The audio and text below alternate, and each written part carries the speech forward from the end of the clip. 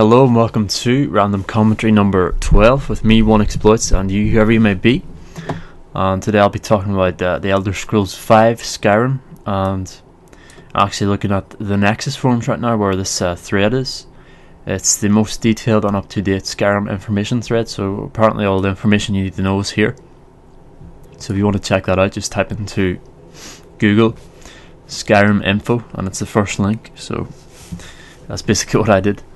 It does give you a lot of information, so I'm just going to run through it and give my opinion on it. And I'll probably put this to some Morrowind footage, or well, I'm let's playing Oblivion, so that'll be pretty stupid to put footage of Oblivion to it. So I'll put it to some Morrowind footage. I don't actually have any mods for Morrowind, so it's just going to be vanilla Morrowind, the point where I've got in the game. So let's have a look. Recommended specs. This is for PC, obviously. Windows 7 / Vista / XP, PC 32 or 64-bit. You need processor, quad-core Intel AMD CPU, 4GB system RAM. That's good. I've got 8GB, 6GB free HDD space. That's not a very big amount of space. 6GB. Is that all the size the game is? I'm hoping that the textures are higher than they are on the Xbox 360. Although it will probably run smoother if it's a smaller file size like that. 6GB is quite small. Like, for instance, Grand Theft Auto was 15GB, and that was a couple of years ago. So yeah. DirectX 9 compatible. That's a bit of a pity because I prefer DirectX 11 because that's more, gives a better look obviously to the game. And my card's obviously DirectX 11 optimized. It's a GTX 570, so that's kind of unfortunate. DirectX 9 compatible, NVIDIA or AMD ATI video card with 1GB of RAM. NVIDIA GeForce GTX 260 or higher. Yeah, I've got a 570, so no problems whatsoever for me. DirectX compatible sound card. Internet access for Steam activation. So this is a game at Steamworks. To be able to play the game on PC, you have to actually download Steam and install it and activate it through Steam to play it. So it's Steam activated. So unless you're on Steam, you can't play this game. I think it has to be on the internet. It's sort of DRM protection thing, which is a bit unfortunate. But as I am a Steam guy, I have all my games are on Steam, so it's not a big issue for me.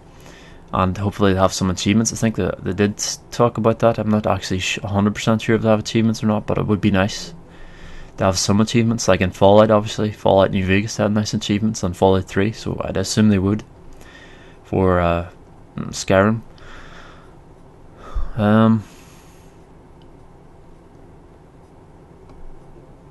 So yeah, let's go on to quests and dialogue. Got a Radiant story. Many quests are still completely governed by Bethesda, but the Radiant story system helps randomize and relate the side quests to players to make the experience as dynamic and reactive as possible. Rather than inundate you with a string of unrelated and mundane tasks, it tailors missions based on who your character is, where you're at, and what you've done in the past, and what you're currently doing. Radiant story is also smart enough to know which cave and dungeons you've already visited, and thus conditionalize where, for instance, a kidnapped person is being held, to direct you towards a specific place you haven't been before, populated with a specific level of enemy. Now that is good. So whatever quest you're on, it'll like react to what you're doing, who you are, what level you are, and it'll direct you in the right way. It'll give you the right sort of quests. So that's very intuitive. That'll be very interesting to see how that exactly works, how it actually works in the game. Like, it sounds good on paper, but how that actually works in the game, it'll be very, very interesting to find that out. What have I said?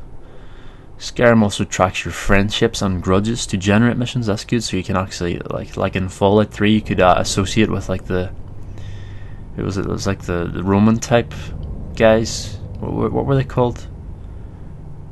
I can't remember the name of them, but they're like in Roman attire, and you could associate with them. You could become friendly with them. So it was like different factions within the game. Hopefully they have that. and you could side with them and then attack the enemy who is their opposing faction, or else you could side with the opposing faction and go against them. So that'll be very, very interesting. And it'll, like what I want to do with this game is make my own story. That's what I always want with RPGs, make my own story, so it'll be totally different to someone else who's playing this game.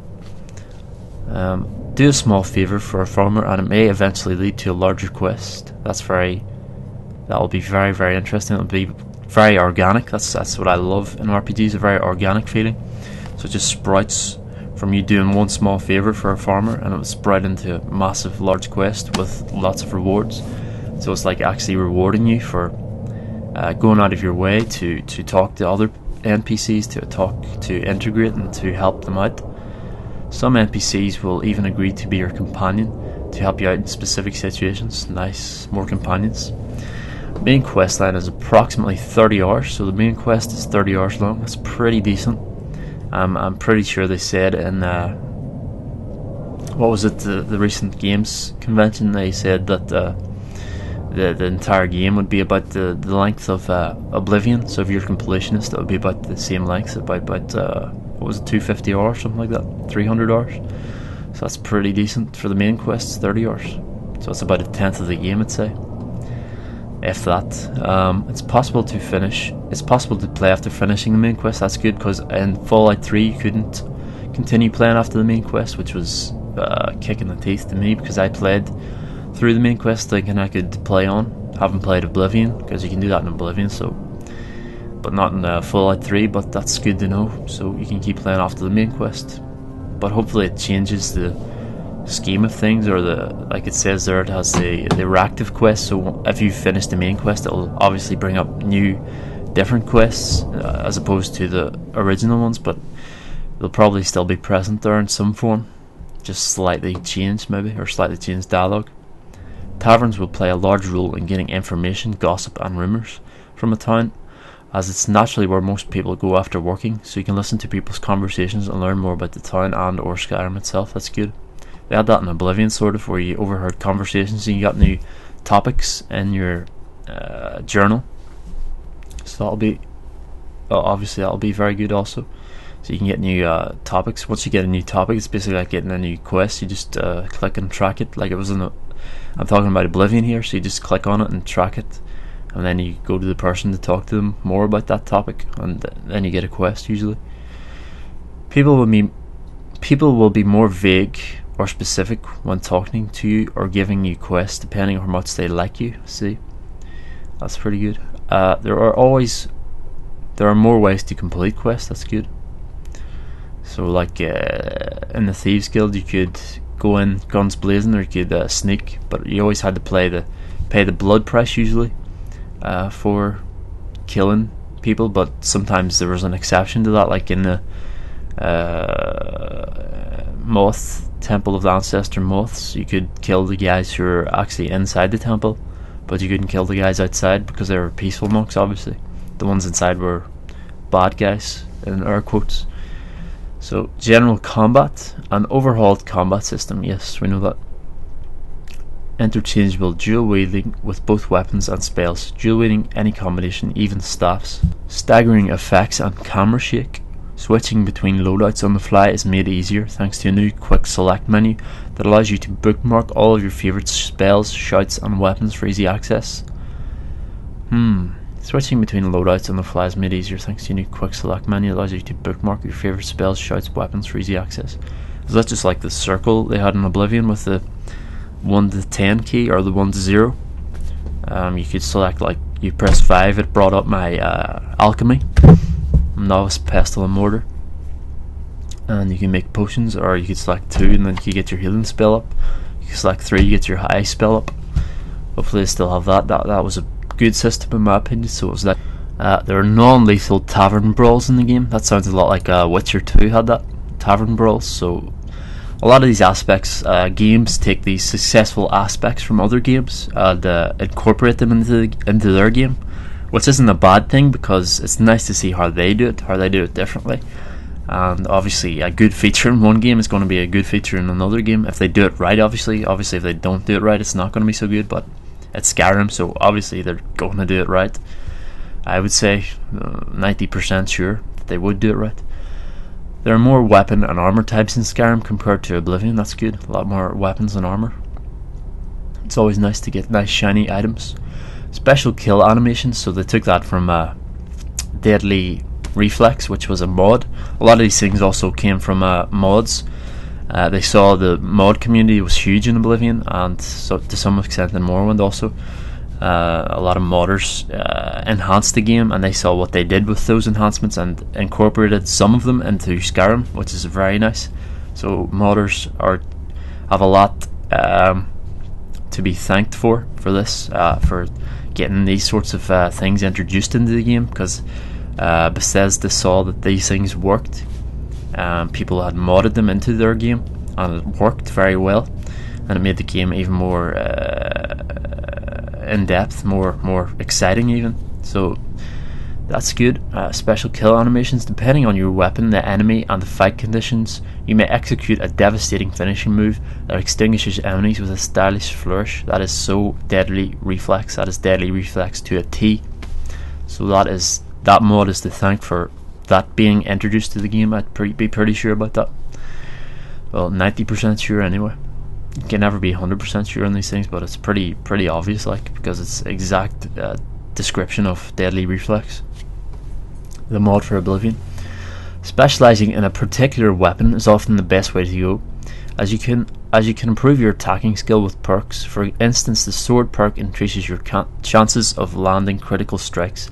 The axe perk, the axe perk punishes enemies with bleeding damage after blows, and the mace perk ignores enemy armor. That's nice. I'll probably go for sword, like I have blade in Oblivion. So as you use your blade, as you use your heavy armor skill goes up. As you use your blade skill goes up, and you get better, obviously, and more proficient at it, so it does more damage. But in this instance, it says it's just increasing your chance of landing critical strikes. So does that mean there must be a blade skill? Because I think I saw that in the trailer. Blade skill. So yeah, as your blade skill goes up, you get better. Obviously, your weapon skill, or your damage you did, was better. So I'm pretty sure I saw that in the trailer, the blade skill increasing. So yeah, they also have that. So there's a sword perk and blade skill, I'd say. So blade skill would go up separate from the sword perk. So this is a sword. This is like a specialization, like in World of Warcraft. You had specializations for your warrior talent tree. You'd have mace, which would ignore armor, which this also does. Mace perk ignores enemy armor. So that's pretty interesting. You can poison your weapons with the various types of poison. But you could do that in Oblivion. You could poison your weapon with all types of poisons. So that's just a feature that was present in Oblivion, and hopefully, I mean, a lot of these features are just going to be pretty much transferred over from Oblivion, because they work so well in Oblivion. It's obviously the best formula to use in games is always incorporate the useful and reject the useless. So you get rid of the useless stuff and you incorporate more useful stuff, like from mods, from other games, stuff like that. So where was I? There's no decapitation. That's a bit of a shame, because there was in Deadly Reflex that you could decapitate people. Or is there decapitation? There's a line through no. So there might be decapitation. There is no, but there's a line through no. So there might be decapitation. That could be very interesting. I hope there is, because it's an 18 game, so there should be, which is nice. I mean, Oblivion was 16 plus, but this one's 18, or so it was advertised in the box in the UK anyway. I'm pretty sure. There's no locational damage. What's that mean? No locational damage? I don't really understand that. Does that mean if you stand on fire you don't get burnt? Or in the lava? I'm sure that's not true. No locational damage? No idea. Is that when you're traveling your horse or something? Equipment doesn't have a durability, so you don't have to repair it. What? Oh my god, no. I liked repairing my stuff. I liked having repair hammers. I like to repair my stuff, get my armor skill up. Why have they done away with that? It was so realistic. It added to the realism aspect, it added to the immersion aspect, it added to the RPG element. It's an RPG game, it's supposed to be role playing, it's supposed to be realistic somewhat, at least. I mean, I know dragons aren't realistic, but like, it has to be realistic in the sense that you're in that universe, you're wearing your armor, the weight of the armor